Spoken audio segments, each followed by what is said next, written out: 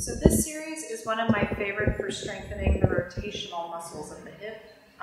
It's also, I refer to it as my Jane Fonda series. So your leg is going to be at a 45-degree angle to your hip. Most folks do not have good awareness of where their pelvis is in space. So I often encourage you to do this against a wall first. That way you understand what is straight in my body. Another thing that tends to happen, especially if you're somebody who's curvy, is that the waistline falls and then it's automatically going to force most of the pressure here into the low back instead of the glutes, which is where we want it.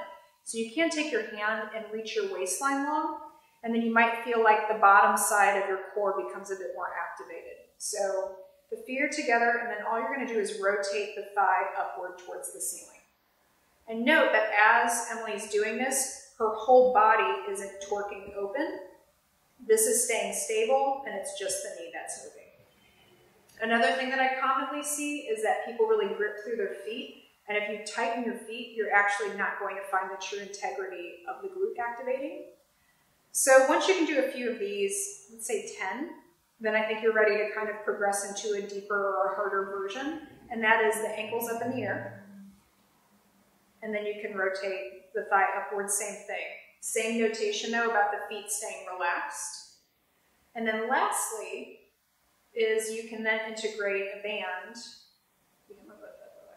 You can integrate a band over the thighs and repeat the whole series, and it'll just be harder because you have resistance. Another way to make it harder is to prop up and be on your bottom elbow, but I find that most people tend to start tensing in their neck and shoulders, and then you're not really staying in your glutes, you're just kind of doing that, which we don't need more of.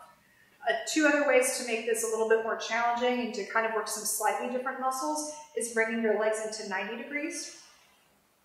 And I just call this one the dog on the fire hydrant. So the whole leg is coming up at the same complex. So in other words, she's not rotating in, it's the whole thing is coming up like a trunk lid is lifting. Common errors here is almost everybody on the first one, because we're so quad dominant, front of thigh dominant, is people lift, but then they pull their knee towards their chest. So they end up doing this to lift, and it'll be really subtle, but you can see this thigh is in front of this thigh, which means that she's using this, she's not really using her glutes.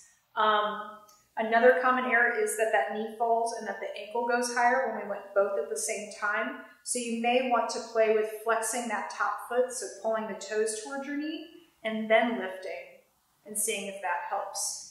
90 degrees. So once you do that, then you can really work rotation of this femur. Try to keep the leg up as high as you can, but then get your knee to touch the other knee, or as close as you can to it.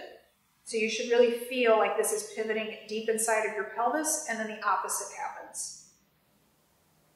Note that as she does that though, this is staying relatively stable, which means that she's using a lot of her core to stabilize her pelvis and not just rocking through her low back. Thanks.